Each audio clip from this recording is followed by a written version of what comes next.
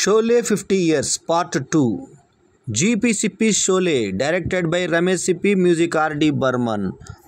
అప్పటి పోస్టర్స్లో ప్రముఖంగా గబ్బర్ సింగ్ని హీరో కన్నా ఎక్కువ వేయడం ఒక ఆశ్చర్యమైతే, ప్రతి పోస్టర్లో ఆయనకి ఇంపార్టెన్స్ ఇవ్వడం మరొక ఇంపార్టెంట్ విషయం.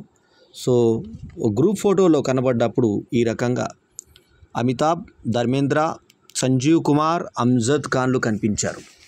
ఇక ఈ సినిమా విశేషాలు మొదటి భాగంలో చెప్పుకున్నాం కదా, దానికి కంటిన్యూగా ఈ భాగంలో చెప్పుకుంటే, పిరికి జైలు అధికారిగా అస్రాని నటనకి థియేటర్లో నవ్వని వాళ్ళంటూ ఉండరు. అస్రాని వెంట జూనియర్ ఆర్టిస్టులుగా ఉండే ఇద్దరు పోలీసులు ఒకరోజు రాలేదు. అంతే, దర్శకుడు షూటింగ్ క్యాన్సిల్ చేశాడు. షూటింగ్ అవ్వడం, వాయిదా వేయడం అంటే చాలా ఖర్చుతో కూడుకున్న పని. రాజీ పడని నిక్కచ్చితనానికి ఇదొక ఉదాహరణ. అమితాబ్, ధర్మేంద్ర జోడి నిజమైన స్నేహానికి ప్రతీక. షూటింగ్లో రాళ్ల గుట్టల కింద ధర్మేంద్ర ఉంటాడు, కొండ మీద అమితాబ్ నిల్చొని ఉంటాడు. పెట్టెల్లోంచి కొన్ని కంగారుగా తీసి ధర్మేంద్ర పైకి తుపాకీ కాల్చాలి. నిజానికి వీరు తాగి ఉన్నాడు. 2-3 సార్లు కాల్చిన సీన్ ఓకే అవ్వలేదు. చిరాకుపడి అసహనంతో ఉన్న ధర్మేంద్ర పొరపాటున ఒకే ఒక్క ఒరిజినల్ తుటాలు తీసి డామున కాల్చిపారేశాడు. ఆ గుండు అమితాబ్ చేయి పక్క నుంచి దూసుకుపోయింది. టీం అంతా షాక్ తిన్నారు. కొద్దిలో పెద్ద ప్రమాదం తప్పిపోయింది.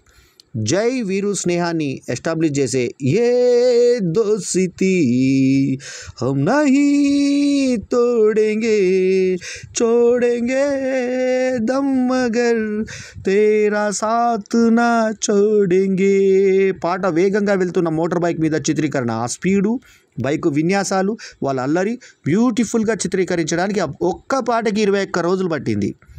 ఒక పని మీద లండన్ వెళ్ళినటువంటి దర్శకుడు అక్కడ ఒక వెస్ట్రన్ పాట విన్నాడు. బీట్ అదిరింది. ఇది మన జనాన్ని ఉర్రూతలుగిస్తుందని అనుకున్నాడు. రాగానే ఆర్డి బర్మన్కి, ఆనంద్ బక్షికి ఆ పాట రికార్డ్ వినిపించాడు. భలే ఉందిగా అని బర్మన్ మ్యూజిక్ కంపోజ్ చేశాడు. ఆ బీట్కి నప్పేలా జీర గొంతుతో ఎవరు పాడాలి, చివరికి ఆర్డి పాడాలని నిర్ణయించారు. మెహబూబా మెహబూబా మెహబూబా మెహబూబా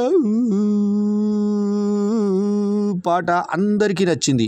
గబ్బర్ సింగ్ స్థావరంలో హెలెన్ పాట పెట్టడం బాగుంటుందా, అతుకుతుందా, పెద్ద గొడవే జరిగింది. జిప్పీలతో ఇక పాట అక్కడే తీద్దాం అని డిసైడ్ అయ్యారు. సో మెరుపు కళ్ళ సెక్సీ హెలెన్ ఉర్రూతలుగించింది. పాట చిత్రీకరణకి 5 రోజులు పట్టింది. ఇక సలీం జావేద్ ఏమన్నాడంటే, అమితాబ్ మంచి ఆర్టిస్ట్ కదా అని రికమెండ్ చేశాడు. వీళ్ళందరి ప్రయత్నం ఫలించింది.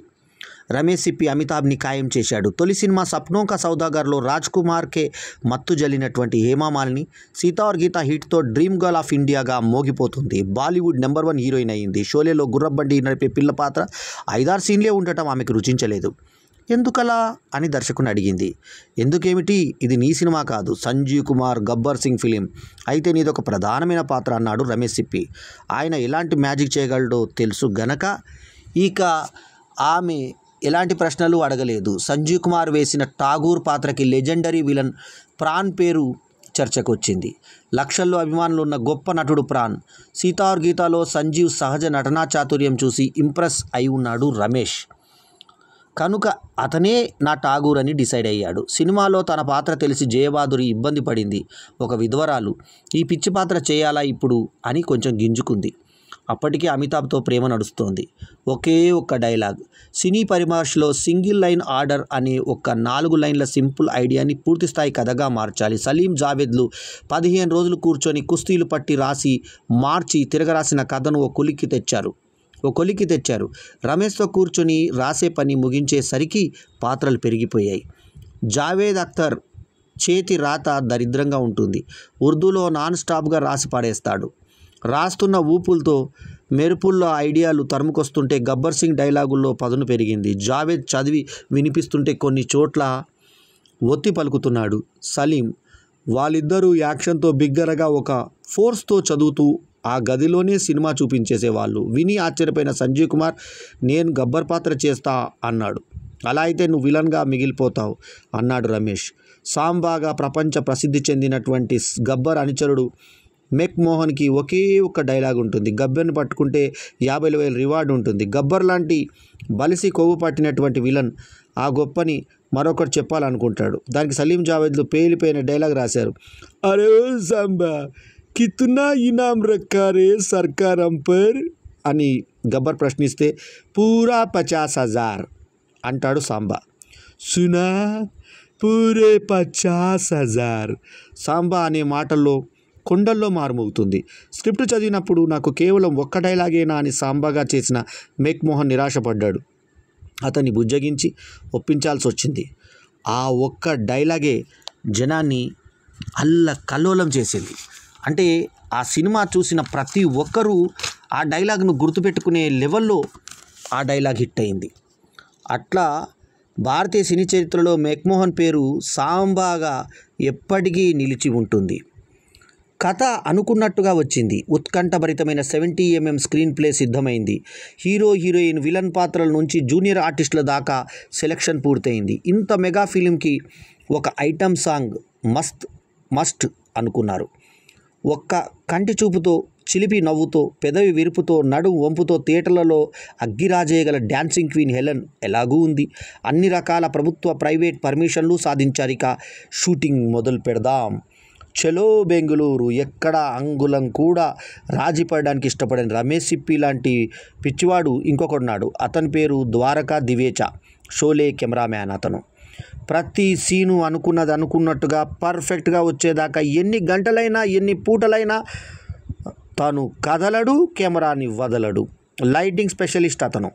రమేష్ నమ్ముకున్న కెమెరానే సినిమాకి ప్రాణం పోశాడు.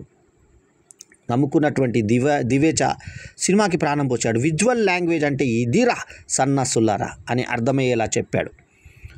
కొన్ని ఆటంకాల వల్ల అద్భుతంగా తీయాలనే ఆరాటం వల్ల షూటింగ్ లేట్ అవుతోంది. ప్రతి షాటు 35mm 70mm పిక్చరైజ్ చేయడం వల్ల కూడా ఆలస్యం అవుతుంది. ₹1 అనుకున్న బడ్జెట్ 3 కోట్లకి పెరిగిపోయింది. 6-7 నెలలు అనుకున్న షూటింగ్ 2 ఏళ్ళు దేకింది. చివరికి అన్ని అడ్డంకులు దాటుకొని షూటింగ్ పూర్తి చేశారు. ఎడిటింగ్లో కూర్చుంటే మెదడు చిట్లి బుర్ర తిరిగిపోయింది. 2,06,000 అడుగుల పైగా నిడివి ఉంది. కావాల్సింది 24 నుంచి 26,000 అడుగులు మాత్రమే.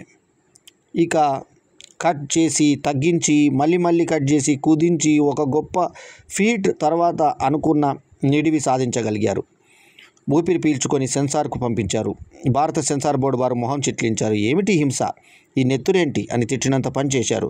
హింసని గ్లామరైజ్ చేశారని విమర్శ. పైగా ఒక పోలీసు అధికారి విలన్ని ఇనుప బూట్లతో తొక్కి చంపేయడమా. క్లైమాక్స్ మార్చండి అని సెన్సార్ కఠినంగా మాట్లాడింది. హడావుడిగా అందరికీ కబురు పెట్టారు. ఇక సంజీవ్ కుమార్ బూట్లతో కుమ్మి పగ తీర్చుకున్నాక గబ్బర్ని చంపడానికి ముందు పోలీసులు వచ్చి అరెస్ట్ చేస్తారు. గతి లేక క్లైమాక్స్ మార్చారు. హింస తగ్గించారు.